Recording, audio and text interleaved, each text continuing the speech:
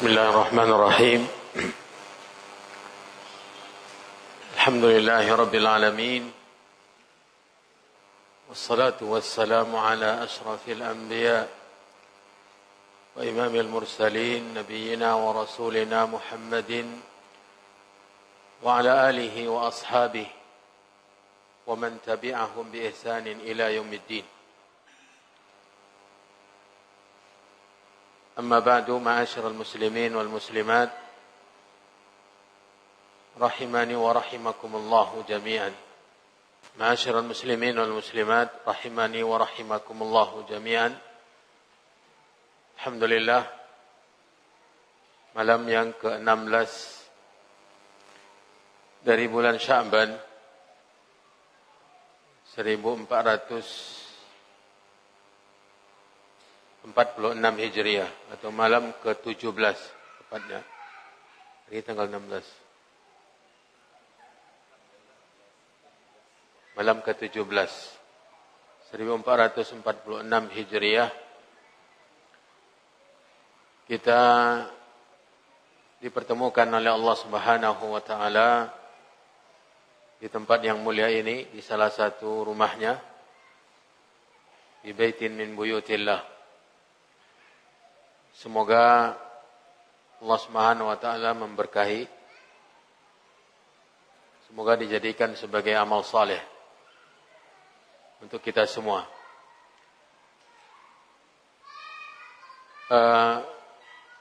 Yang akan kita bicarakan pada kajian mendadak ini, karena tidak ada setting dari awal. Jadi pagi saya ditawarkan, karena memang dalam perjalanan ke Padang, saya katakan insyaAllah tidak mengapa, dan makanya kita tidak buatkan judul.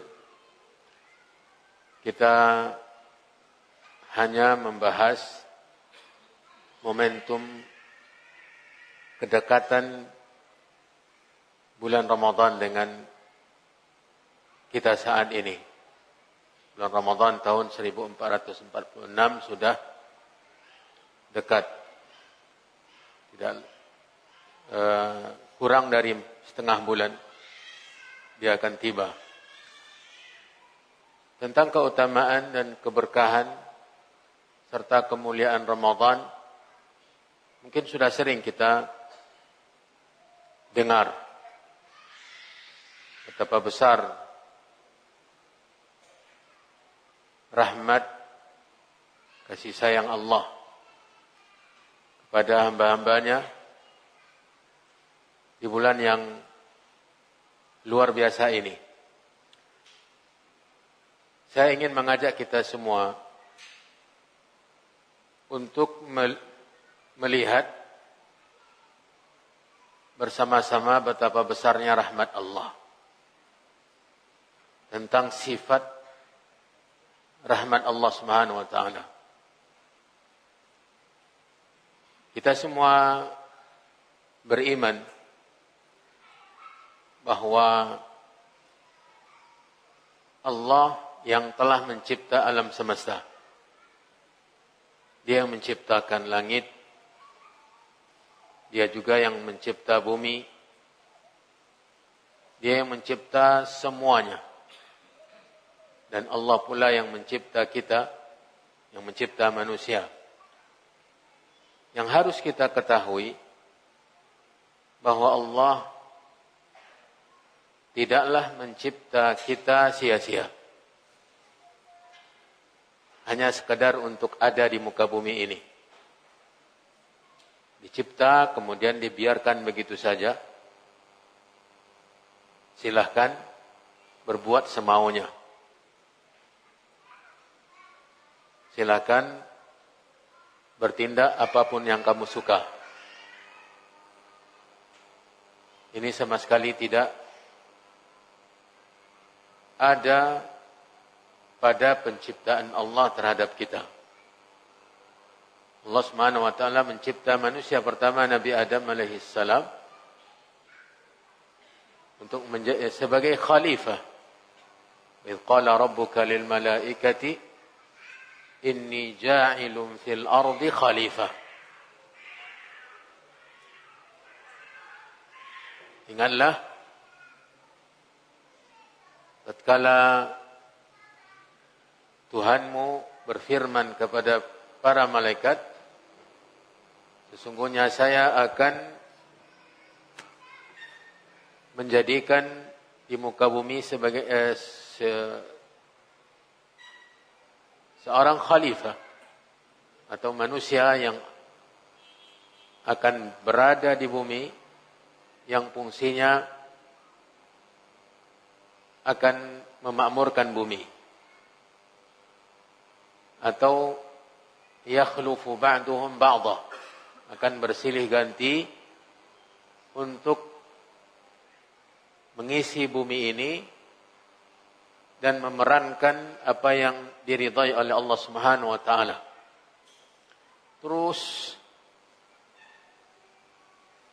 1000 tahun setelah Nabi Adam dicipta, manusia semuanya beribadah kepada Allah, mentauhidkan Allah Subhanahu wa taala sampai terjadi kesyirikan. Pertama kali di muka bumi ini, lalu Allah Subhanahu wa taala mengutus rasulnya Nabi Nuh.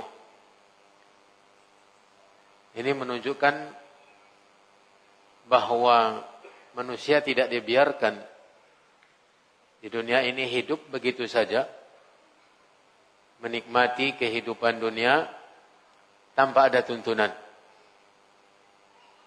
tanpa ada pedoman. Untuk hidup di dunia Allah sudah berikan semua. Ini rahmat Allah. Apapun yang diperlukan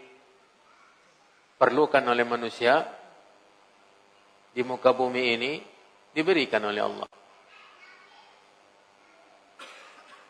Dari mulai terbitnya matahari, kemudian tenggelamnya matahari, adalah rahmat Allah Subhanahu wa taala. Dijadikan adanya siang, an ja'ala lakumul laila wan nahar. Min rahmatihi an ja'ala al-laila wan nahar. Di antara rahmat Allah, Allah Subhanahu wa taala menjadikan adanya siang dan malam. Itu sudah dinikmati oleh manusia, dan itu rahmat Allah. Kemudian dicipta oleh Allah apapun yang diperlukan oleh manusia di muka bumi. Itu rahmat Allah. Air dibutuhkan oleh manusia, diberi oleh Allah. Oksigen diperlukan oleh manusia, diberi oleh Allah. Jadi untuk hidup di dunia ini tampak sekali betapa sempurnanya rahmat Allah kepada manusia. Tetapi rahmat Allah bukan hanya sampai di situ saja. Rahmat Allah bukan hanya sekedar manusia ini hidup di dunia, sekedar untuk hidup, menikmati. Ya. Tetapi Allah menyiapkan untuk manusia ini rahmat yang sangat besar di akhirat nanti. Ya. Sebagaimana ditegaskan dalam hadis Nabi sallallahu alaihi wasallam,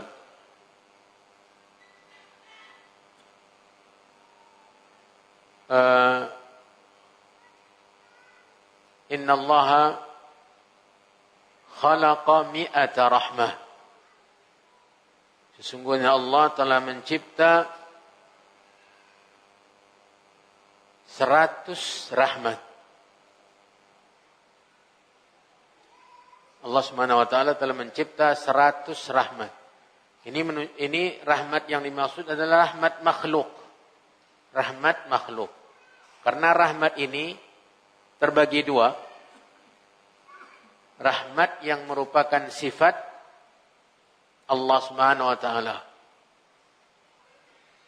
yang dimiliki oleh Allah. Makanya di antara nama Allah Ar-Rahman Ar-Rahim. Ini rahmat yang merupakan sifat. Rahmat yang merupakan sifat Allah, bukan makhluk.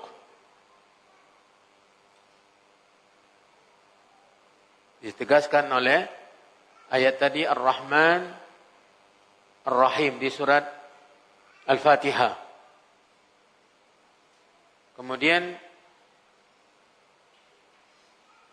juga ditetapkan oleh hadis Nabi SAW, hadis Qudsi, Inna rahmati tasbiqu ghadabi atau sabaqat ghadabi. Sesungguhnya rahmatku mendahului murkaku. Rahmat di sini sifat Allah. Inna rahmati tasbiqu atau taghlibu dalam sebagian riwayat ghadabi.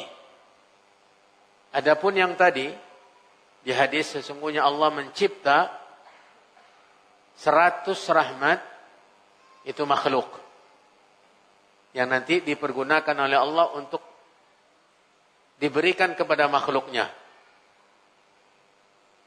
1 dari 100 tadi diturunkan oleh Allah Subhanahu wa taala ke bumi. 1 dari 100 rahmat tadi diturunkan oleh Allah ke bumi. Dari awal penciptaan bumi sampai nanti terjadi hari kiamat, dengan 1 rahmat ini berkasih sayang seluruh penduduk bumi. Seluruh penduduk bumi. Dari manusianya, hewan-hewan ternak, binatang-binatang, berkasih sayang dengan 1 rahmat yang diturunkan oleh Allah ke bumi. Sampai kata Nabi dalam hadis yang sahih, diriwayatkan oleh Imam Bukhari dan Muslim, sampai seekor unta, induk unta, tidak jadi meletakkan telapak kakinya ketika melangkah, karena khawatir menginjak anaknya. Jadi dia melangkah, tiba-tiba di depan, di tempat di mana dia harus meletakkan kakinya itu ada anaknya. Tidak jadi diinjakkan, diletakkan ke tempat yang lain karena sayangnya kepada anaknya tersebut. Ini bahagian dari 1 rahmat yang diturunkan oleh Allah Subhanahu wa taala ke bumi ini, ke dunia ini, yang dengannya semua yang ada di bumi ini berkasih sayang. Lalu sisanya di mana? 99 dari rahmat yang dicipta oleh Allah disimpan oleh Allah untuk diberikan kepada hamba-hambanya yang beriman di akhirat nanti. Di akhirat nanti.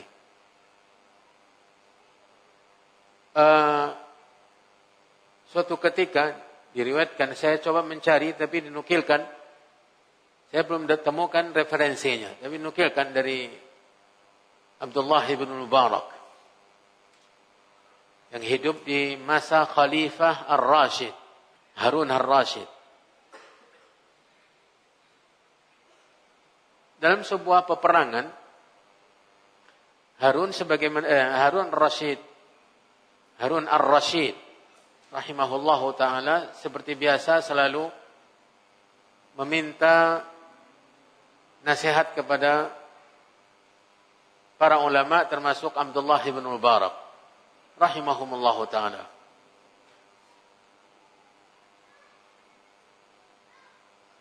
Lalu dia mengatakan kepada Abdullah Mubarak, "Ausini, beri saya nasihat, beri saya wasiat."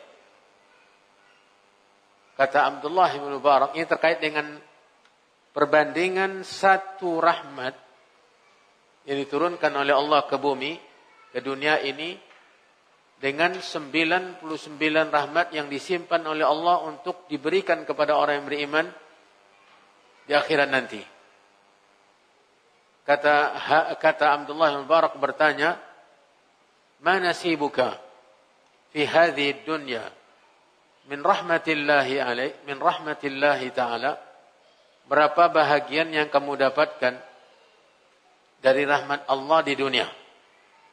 Lalu dia Harun Ar-Rasyid terus terang menceritakan, Allah Subhanahu wa taala telah memberikan saya kekuatan, memberikan saya kesehatan, memberikan saya kekuasaan, memberikan saya begini, disebutkan semua nikmat yang diberikan, yang dia dapatkan di dunia ini, yang mungkin ketika itu tidak ada yang menerima lebih dari yang didapatkan oleh Harun Ar-Rasyid dari rahmat dan nikmat hidup di dunia, kekuasaan yang luar biasa. Bahkan dia mengatakan, saya ketika itu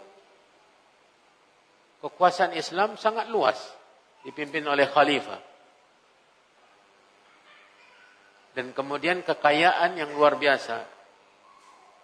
Lalu kata Abdullah bin Mubarak, yang kamu dapatkan dari kenikmatan, kelapangan, kekayaan hidup di dunia yang kamu sebutkan tadi, itu hanya sebahagian kecil dari satu rahmat yang Allah berikan, yang diturunkan oleh Allah Subhanahu wa taala ke dunia. Ke dunia. Yang kamu dapatkan itu hanya dari satu rahmat Allah yang diturunkan untuk semua yang ada di dunia. Kira-kira seberapa yang kamu dapatkan? Sementara sekian banyak orang yang berkuasa di dunia ini. Sebelum Nabi diutus sudah banyak penguasa-penguasa. Fir'aun, Namrud, ya, dan Nabi Sulaiman juga berkuasa. Bahkan diberikan oleh Allah kekuasaan yang tidak akan ada, yang tidak ada sebelumnya. Wahabli mulkan la yanbaghi li ahadin min ba'di. Kata Nabi Sulaiman, maka Allah SWT kerahkan kepadanya bala tentara yang tidak akan ada dipunyai oleh raja setelahnya. Dia bala tentaranya dari manusia, dari binatang-binatang, bahkan dari bangsa jin.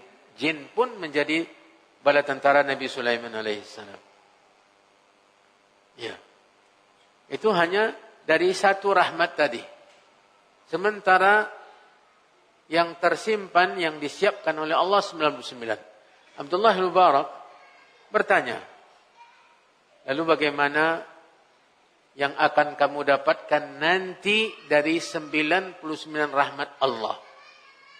Ini yang membuat Harun Ar-Rasyid tertegun. Tertegun dan bahkan menangis.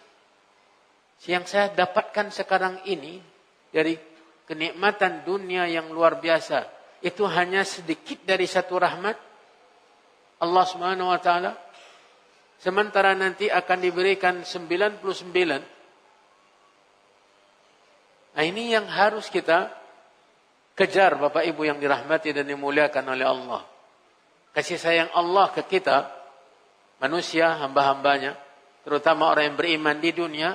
Walau bagaimanapun banyak kita dapatkan dunia, tapi hanya sebahagian kecil dari satu rahmat. Allah menginginkan kita bukan hanya mendapatkan pemberian yang sedikit itu di dunia.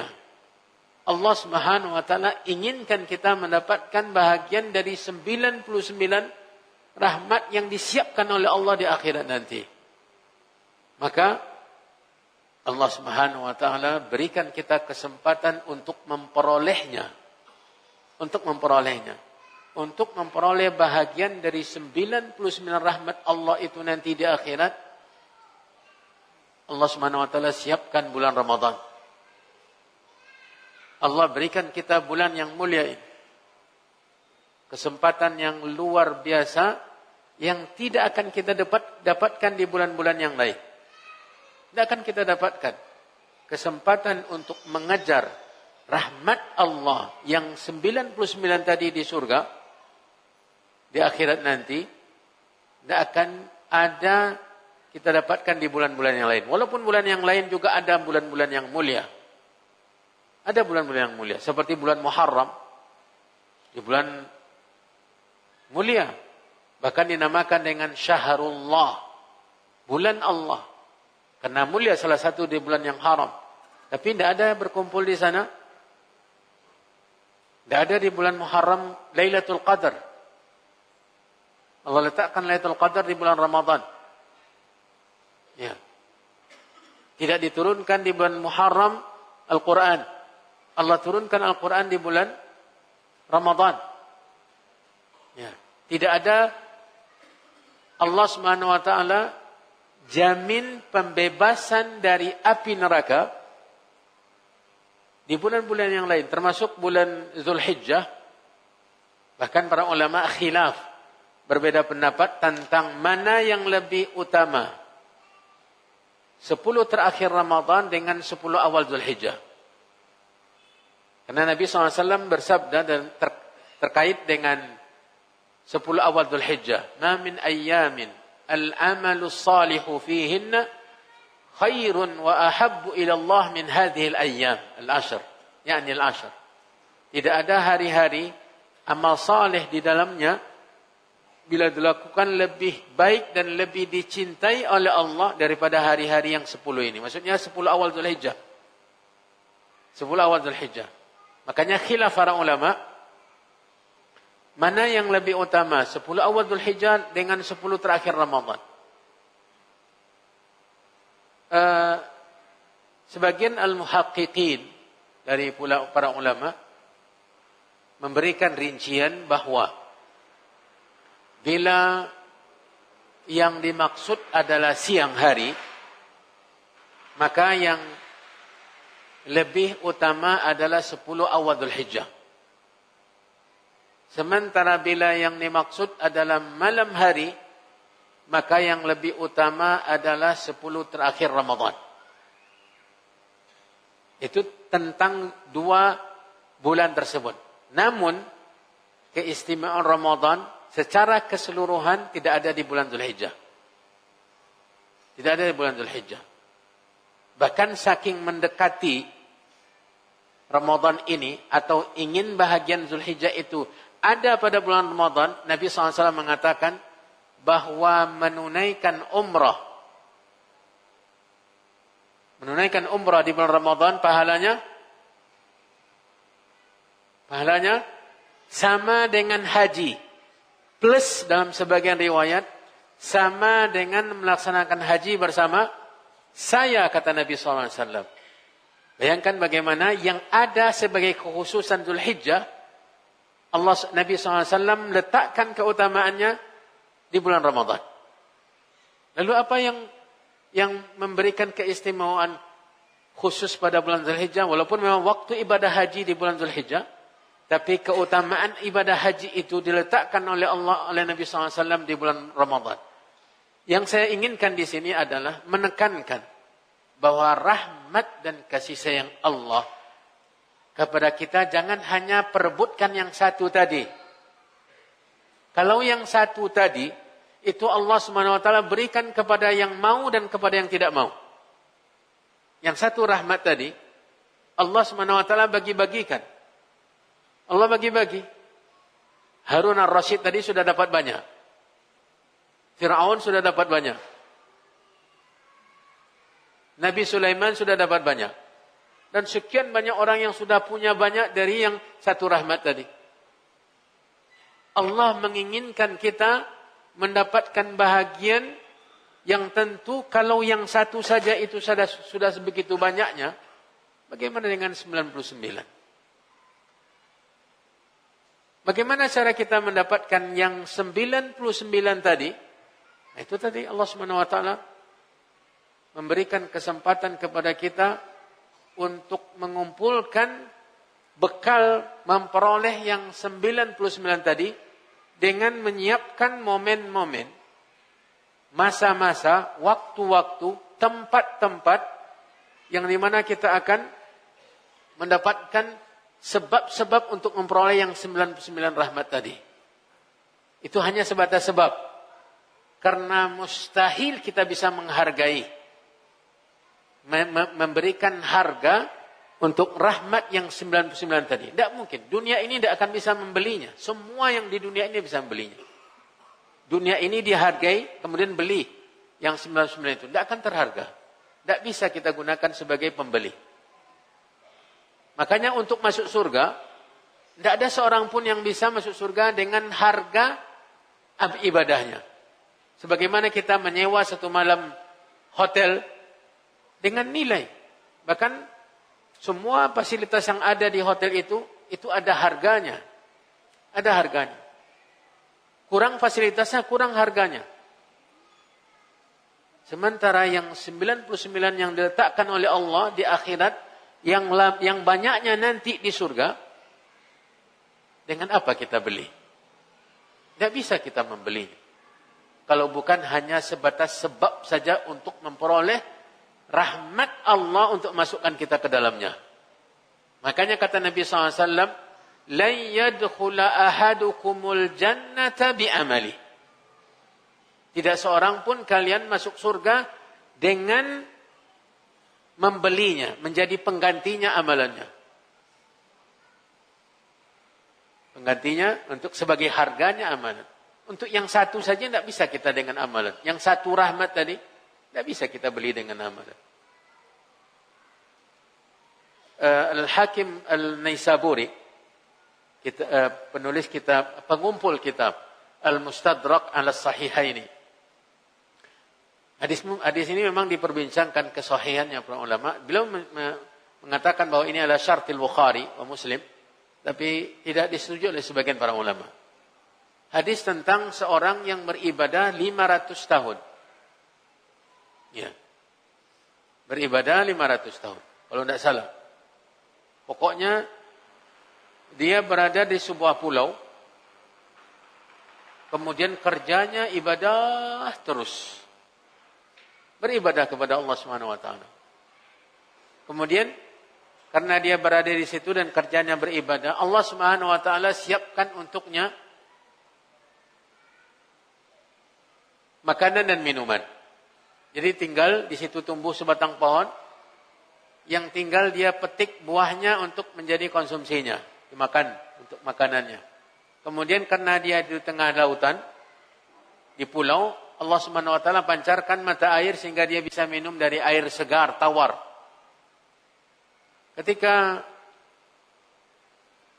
di akhirat diceritakan oleh Nabi SAW, Allah Subhanahu wa taala firmankan, masukkan hambaku ini ke surga dengan rahmat dan kasih sayangku. Dia tidak mau. Karena dia sudah merasa banyak beribadah. Bayangkan ratusan tahun beribadah. Tidak ada sedikit pun dosa. Ya. Dia tidak mau masuk surga dengan rahmat dan ampunan Allah Subhanahu wa taala. Keutamaan dari Allah. Dia merasa bahwa dia sudah bisa menghargai rahmat Allah yang 99 tadi. Lalu kata Allah, masukkan ke dalam surga dengan rahmat dan kasih sayang. Dia juga tidak mau. Karena dia bersikeras untuk masuk ke surga itu dengan menghargai, dengan amalan yang selama itu, yang sebanyak itu, Allah Subhanahu wa taala mengatakan, hasibu abdi. Hitunglah. Jadi dibayar apapun yang dia dapatkan dari Allah. Maka dibayarlah umurnya yang sepanjang itu, selama itu. Umur diberikan selama itu, siapa yang beri? Rahmat Allah, nikmat Allah. Umur kita ini nikmat Allah Subhanahu wa taala. Dan dalam kondisi sehat, yang umur sepanjang itu dibayar dengan amalannya. Kesehatannya selama itu untuk beribadah, kemudahan beribadah, kemudian nikmat makan yang disiapkan oleh Allah, nikmat minum, dibayar dengan amalannya. Ketika dia melihat bahwa habis amalannya tadi, untuk membayar semua nikmat Allah tadi, dan bahkan tidak ada lagi tersisa, Allah mengatakan, masukkan hamba saya ke neraka. Dia tidak punya apa-apa. Tidak punya apa-apa. Karena sudah habis membayar semua nikmat Allah di dunia. Itu yang satu tadi. Yang satu rahmat tadi. Dengan amalan ratusan tahun belum bisa terbayar. Nikmat Allah Subhanahu wa taala. Masukkan ke neraka. Setelah merasa bahwa dia terancam neraka, lalu dia minta kepada Allah, ya Allah masukkan saya ke surga dengan rahmat dan ampunanmu. Nah, ini yang kita kejar Bapak Ibu yang dirahmati dan dimuliakan oleh Allah. Kalau kita yang ibadahnya segini saja, lalu kita sudah merasa yakin bahwa kita masuk surga, kita yakin bahwa kita akan mendapatkan rahmat dan kasih sayang Allah. Sementara dia yang segitu lama ya, beribadah dan Nabi kita Muhammad sallallahu alaihi wasallam selalu minta surga kepada Allah. Meminta surga. Ya Allahumma inni as'alukal jannah wa ma qarraba ilaiha min qaulin aw amal. Sering dibaca oleh Nabi, ya Allah saya minta surga dan meminta amalan dan ucapan yang mendekatkan saya ke surga. Nabi SAW. Nabi SAW memohon perlindungan dari neraka. Allahumma inni a'udzubika minan nar wa ma qarraba ilaiha min qaulin amal. Ibadahnya luar biasa. Ramadannya Nabi SAW luar biasa. Dengan segala ketaatan dan amal saleh. Maka ini nanti setelah azan yang disambung sampai iqamah. Sampai iqamah. Sudah azan. Balik kita kepada Nabi. Sekarang kita ingin melihat betapa besarnya kasih sayang Allah kepada kita yang memang umur kita tidak seberapa, agar kita bisa dapat yang 99 rahmat Allah. Allah SWT siapkan kesempatan untuk terbukanya pintu surga. Bayangkan di antara keutamaan Ramadan, pintu surga semuanya dibuka. Kita sudah tahu itu. Bukan 1-2 kali kita dengarkan. Sebelum Ramadan ini mungkin kajian-kajian yang lama diulang, kajian-kajian yang baru yang live langsung diperdengarkan ke telinga kita kembali, agar kita ada semangat untuk mendapatkan rahmat Allah yang besar tadi, yang persentasenya tadi 99 dibandingkan 1 rahmat. Maka mari kita persiapkan diri untuk menyambut Ramadan agar kita bisa mendapatkan momentum Ramadan, mendapatkan rahmat dan kasih sayang Allah Subhanahu wa taala di akhirat nanti. Setelah azan nanti kita akan lanjutkan sedikit tentang rahmat dan kasih sayang Allah Subhanahu wa taala. Saudara-saudari kaum muslimin, kaum muslimat yang dirahmati dan dimuliakan Allah, Nabi kita Nabi Muhammad sallallahu alaihi wasallam yang kita sangat mengetahui bagaimana banyaknya ibadah beliau. Puasanya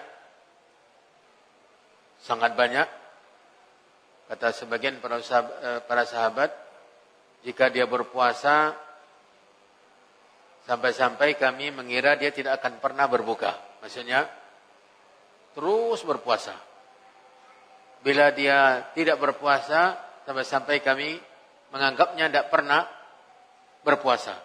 Itu tuntunan Nabi SAW dalam berpuasa sunnah. Adapun dari sisi qiyam, salat malam, kata Aisyah ibunda kita Ummul Mukminin radhiyallahu anha wa ardhaha, salat malamnya saking lamanya berdiri membaca ayat-ayat Allah, bengkak-bengkak telapak kakinya, tatafattarat qadamah, tatawarramat qadamah sallallahu alaihi wasallam. Bahkan pernah dalam 1 rakaat salat malam beliau membaca sebagaimana diceritakan oleh Hudzaifah ibn al-Yaman radhiyallahu ta'ala an, membaca 662 ayat sallallahu alaihi wasallam.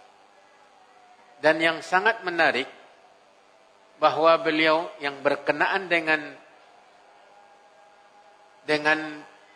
permintaannya kepada Allah mendapatkan rahmat di akhirat dan kekhawatirannya mendapat siksa di akhirat, setiap ada melewati ayat rahmat beliau berhenti. Bila ada pembicaraan ayat tentang surga, maka Nabi berhenti sejenak kemudian dia meminta surga. Kata Hudzaifah bin Yaman. Ketika datang cerita tentang neraka, Nabi SAW berhenti lalu meminta perlindungan kepada Allah dari neraka.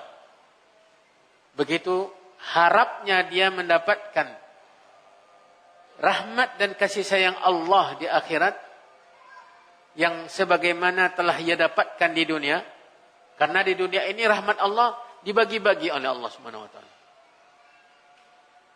Dan betapa khawatirnya dia,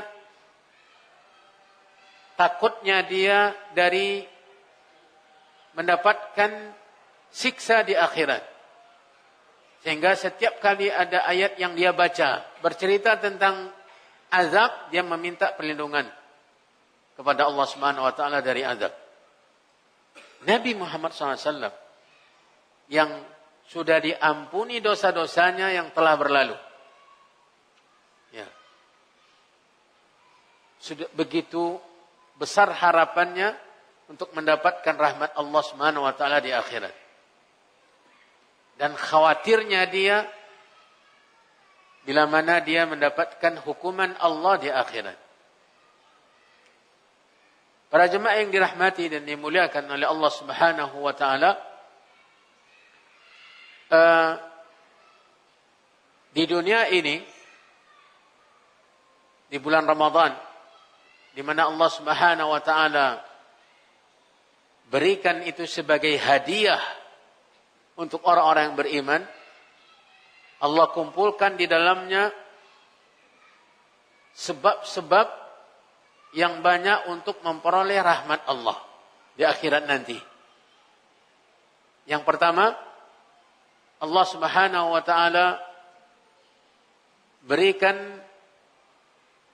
kesempatan untuk mendapatkan ampunan. Karena untuk masuk surga, salah satu dari caranya agar kita tidak membawa dosa, ampunan Allah. Karena masuk surga itu bersih. Yang masih ada dosa, tidak mungkin masuk surga. Yang masih membawa dosa, tidak akan mungkin masuk surga. Yang masuk surga itu orang yang bersih dari dosa. Untuk bersih dari dosa ini banyak langkah-langkahnya. Langkah pertama, kita jauhi dosa di dunia ketika kita hidup di dunia. Langkah kedua, andai kita terjerumus kepada dosa, kita bertobat, meminta ampun kepada Allah. Kemudian Allah Subhanahu wa taala siapkan di dunia ini bagi yang sudah terlanjur berbuat dosa, disiapkan oleh Allah sarana-sarana penggugur dosa, penghapus dosa. Seperti Ramadan ke Ramadan.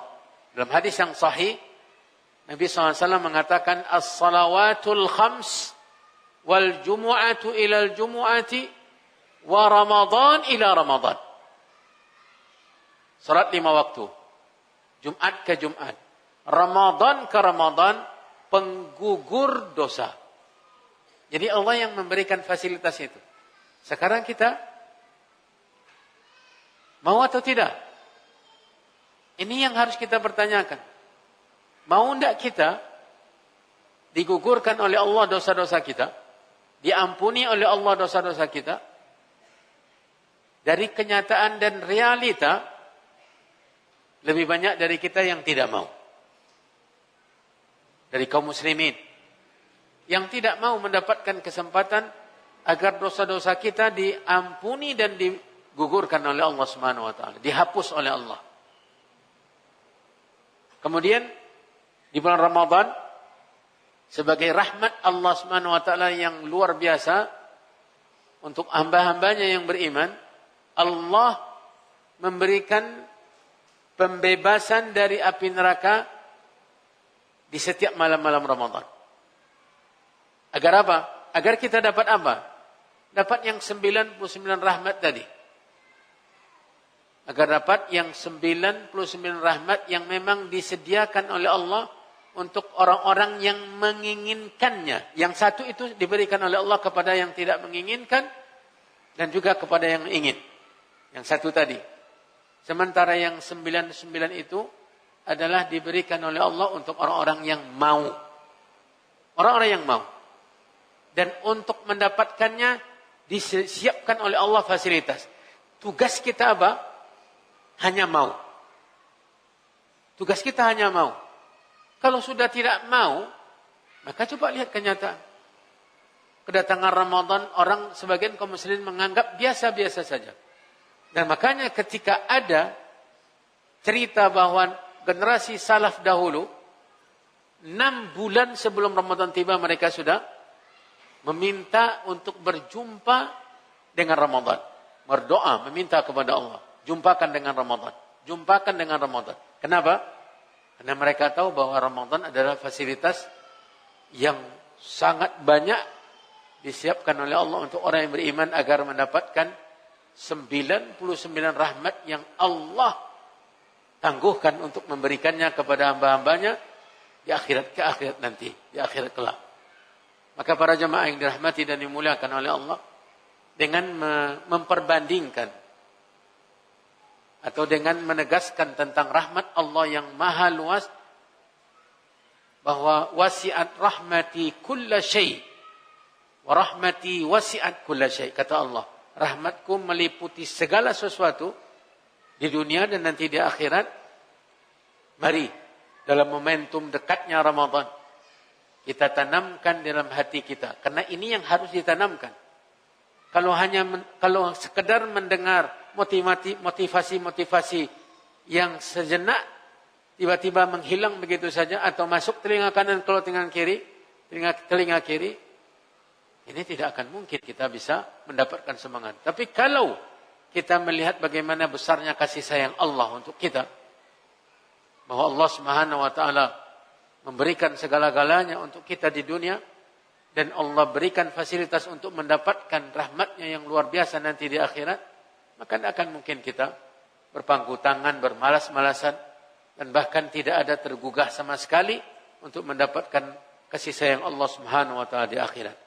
Maka sebagai kesimpulannya,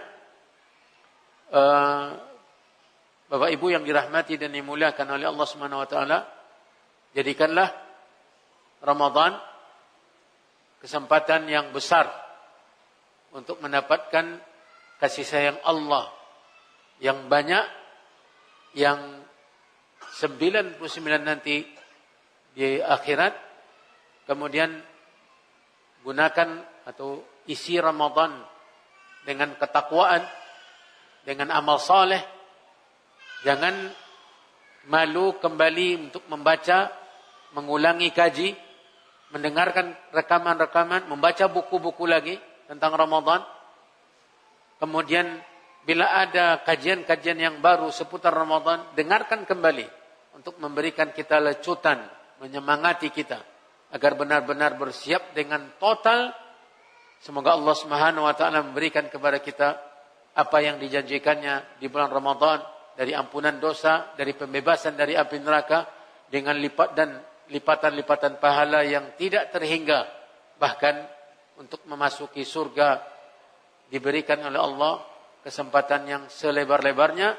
Semoga Allah Subhanahu wa taala memberikan kita kesempatan untuk berjumpa dengan Ramadan yang sudah hampir tiba, dan Ramadan yang akan tiba atau yang akan datang di tahun-tahun yang akan datang. Dan semoga Allah Subhanahu wa taala senantiasa menjaga keimanan kita, menjaga ketakwaan kita, memberikan kita keistiqomahan di atas iman, di atas takwa, di atas amal ibadah. Dan malam hari ini kita cukupkan pelajaran kita sampai di situ. Sekali lagi saya berharap semoga kita benar-benar merasa bahwa Ramadan adalah hadiah yang sangat besar diberikan oleh Allah untuk kita. Sambutlah dengan hati dan seluruh jiwa, dan persiapkan apa yang bisa kita persiapkan dari sekarang. Kalau kita memang terikat dengan pekerjaan nanti, dan bisa pekerjaan itu kita perbanyak sekarang sebelum datang Ramadan, sehingga di bulan Ramadan kita tidak punya alasan lagi karena kerja kita tidak puasa, karena kerja kita tidak banyak beribadah, maka perbanyak sekarang kerjanya, sehingga di Ramadan kita bisa istirahat. Sebagaimana nukilkan dari generasi salaf, apa yang mereka lakukan untuk menyambut Ramadan. Wafaqani Allah wa iyyakum lima fihi ridhah. Dan semoga Allah Subhanahu wa taala senantiasa merahmati kita, senantiasa memberikan kita hidayah dan petunjuknya. Wallahu taala waliyut taufiq. Ada pertanyaan? Ada? Cukup. Baik, kita cukupkan pelajaran kita sampai di sini. Mudah-mudahan bermanfaat untuk semua dengan membaca doa kafaratul majlis. Subhanakallahumma wa bihamdika asyhadu an la ilaha illa anta astaghfiruka wa atubu ilaik. Wassalamualaikum warahmatullahi wabarakatuh.